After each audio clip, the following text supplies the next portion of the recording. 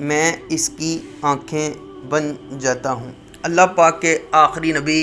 حضرت محمد صلی اللہ علیہ وآلہ وسلم فرماتے ہیں کہ اللہ پاک نے ارشاد فرمایا، کوئی بندہ میرے فرائض کی ادائیگی سے بڑھ کر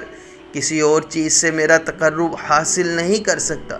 فرائض کے بعد پھر وہ نوافل سے مزید میرا قرب حاصل کرتا جاتا ہے، یہاں تک کہ میں اسے محبوب بنا لیتا ہوں، اور میں اس کا کان ہو جاتا ہوں جس سے وہ سنتا ہے، اور اس کی آنکھ ہو جاتا ہوں جس سے وہ دیکھتا ہے، اور اس کا ہاتھ ہو جاتا ہوں جس سے وہ پکڑتا ہے، اور اس کا پاؤں ہو جاتا ہوں جس سے وہ چلتا ہے۔ اگر وہ مجھ سے مانگے تو میں اس کو ضرور دوں گا، اور اگر وہ مجھ سے پناہ مانگے تو میں اسے ضرور پناہ دوں گا۔